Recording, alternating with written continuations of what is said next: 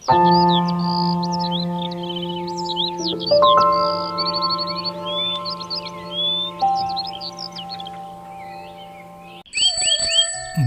का वह सर्द मौसम, दिसंबर का महीना। ठंड इतनी कि सांस लेते ही हवा फेफड़ों को चीरती हुई लगी। गांव के ऊपर एक मोटी सफेद धुंध का पर्दा हमेशा टंगा रहता। पेड़ों की टहनियां ओस से जमी हुई थी। घर घर में चूल्हे देर तक नहीं जलते थे क्योंकि जलाने को लकड़ी भी कम थी। इसी कड़कड़ाती ठंड में गांव के किनारे एक झोपड़ी में रहता था भोला, एक गरीब पर मेहनती किसान। उसके परिवार में उसकी पत्नी दुलारी और 2 छोटे बच्चे थे जो फटे पुराने कंबल में लिपटे बैठे रहते। उस सुबह तो ठंड मानो अपना पूरा कहर बरसा रही थी। हवा इतनी तेज और बर्फीली थी कि झोपड़ी के दरारों से भीतर घुसकर बच्चों को जगा देती।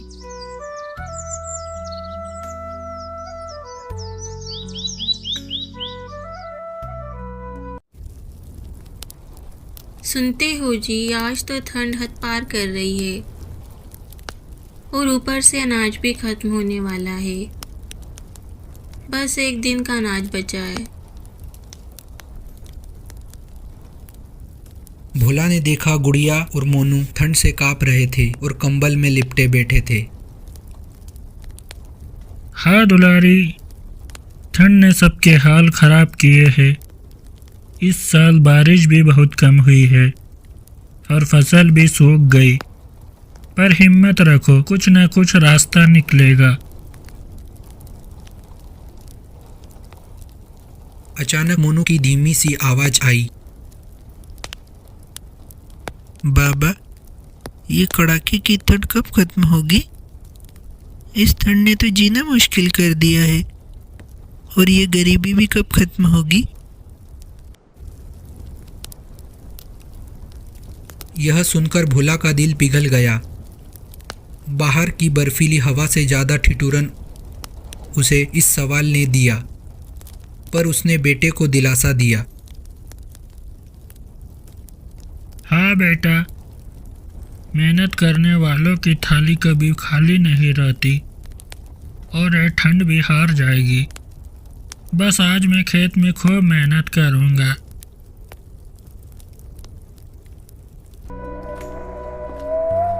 भोला हल उठाकर खेत की ओर चल पड़ा। धरती पर रोज जमकर बर्फ बन चुकी थी। हर कदम पर चुर चुर की आवाज आती।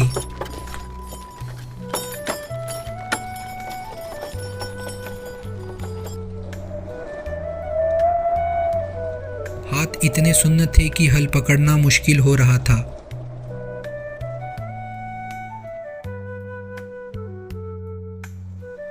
पर पेट की भूख और बच्चे की ठिठुरन उसे आगे बढ़ा रही थी।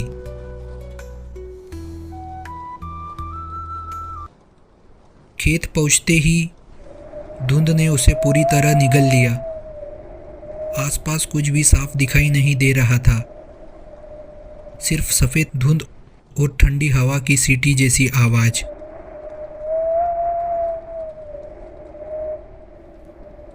भोला ने हल चलाने की कोशिश की, लेकिन ठंडी जमीन जैसे पत्थर बन चुकी थी। मिट्टी इतनी कड़ी थी कि हल हिल तक नहीं रहा था। भोला की उंगलियां नीली पड़ने लगी। हवा भी सिरहन उसके कपड़ों को चीरती हुई जा रही थी। ठंड की वजह से सिर्फ शरीर ही नहीं, उम्मीद भी जमती जा रही थी।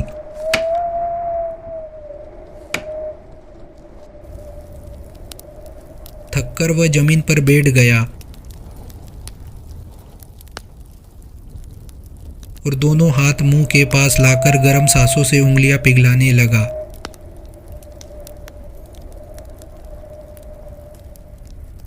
हे भगवान, इतनी ठंड में तो हालत बहुत खराब हो रही है। और ये जमीन, भगवान कुछ मदद करो। अकेले से तो ये जमीन भी नहीं पिघल रही।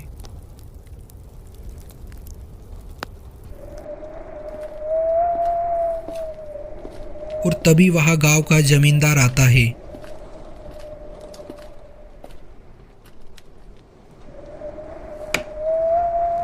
जमींदार मोटी ऊनी शॉल में लिपटा हुआ था। भोला को एक नज़र देखते ही उसने ताना मारा। अरे ओ भोला, इतनी ठंड में मजदूरी कर रहा है और ये तेरी गरीबी। अगर सर्दियों में जीना है तो मुझे ये तेरी जमीन बेच दे। भोला ने अपनी फटी कमीज कसकर पकड़ ली।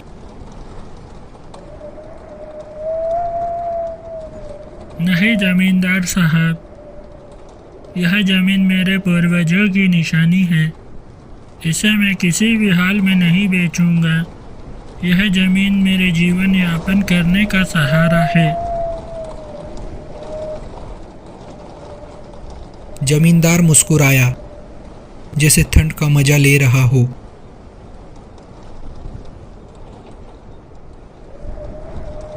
ठीक है, जब इस कड़ाके की ठंड और गरीबी से टूट जाओगे तो खुद आ जाओगे अपनी जमीन बेचने।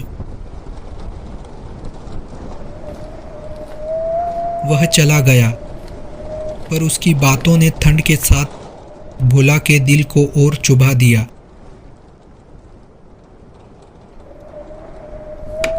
दोपहर से शाम हो गई। ठंड और बढ़ गई थी। हवा अब और भी तेज थी, एकदम चाकू जैसी।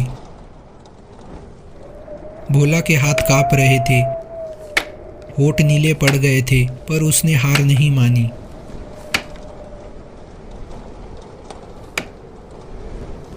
और तभी हल किसी सख्त चीज से टकराया।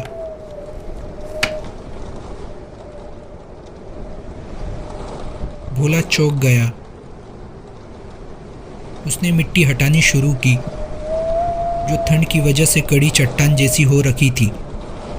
नाखून दुखने लगे, उंगलियां सुन्न हो गई, पर वह हटाता रहा।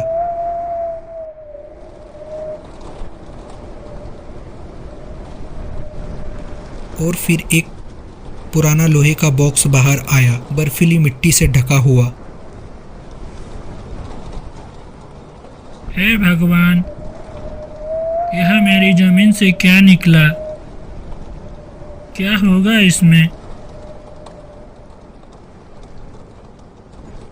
उसने कांपते हाथों से बॉक्स खोला और उसकी आंखें चौंधिया गई। अंदर सोने के सिक्के ठंडी हवा में भी वे गर्म रोशनी की तरह चमक रहे थे।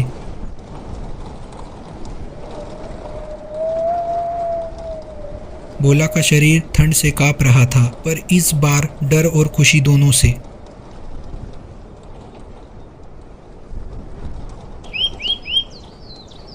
भोला बॉक्स उठाकर भागा।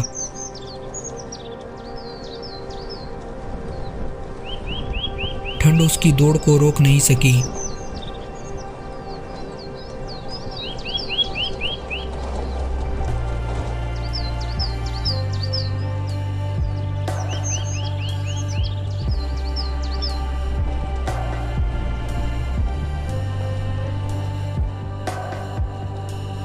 क्या हुआ? इतनी ठंड में पसीना कैसे आ रहा है?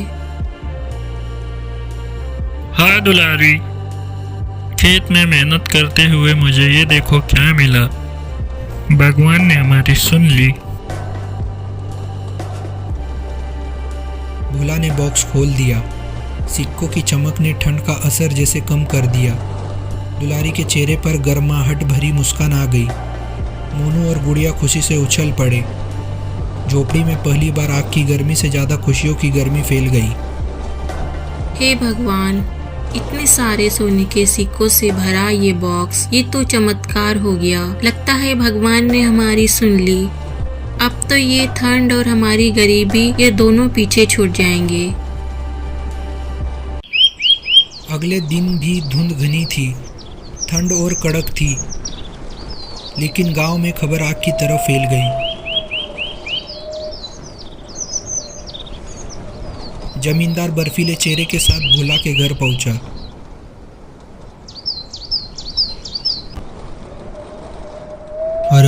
भोला, कहाँ है वो सोने से भरा बॉक्स? वो मेरा है, उस पर मेरा अधिकार है। मैं गांव का जमींदार हूँ, तो ये खजाना मेरा होगा। लौटाओ उसे। जमींदार साहब, यह ज़मीन मेरी है और यह खजाना मेरी मेहनत से मुझे मिला है। इस कड़ाके की ठंड में मैंने मेहनत मजदूरी कर रहा था। यह मेरे पूर्वजों की ज़मीन है जिससे मुझे यह खजाना मिला है।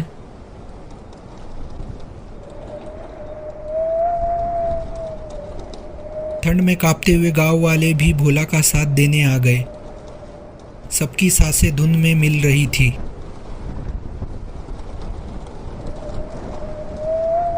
तभी वहां गांव का मुखिया आता है।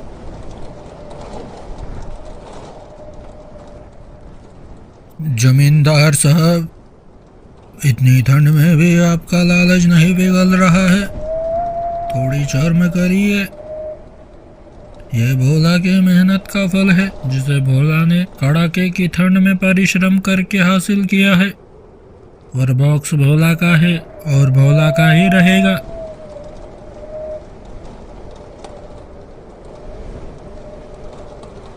जमींदार शर्मिंदा होकर चला गया।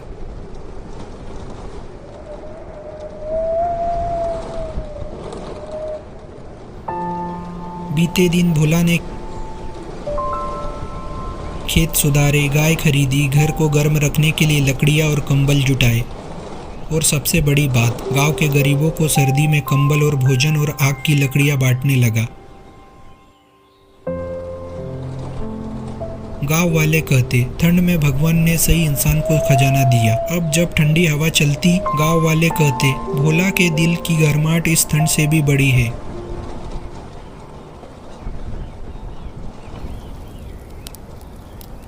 एक रात आग तापते हुए भोला मुस्कुराते हुए बोला, मेहनत और ईमानदारी का फल देरी से मिलता है पर जरूर मिलता है, और जब मिलता है तो ठंडी रातें भी गर्म लगने लगती है।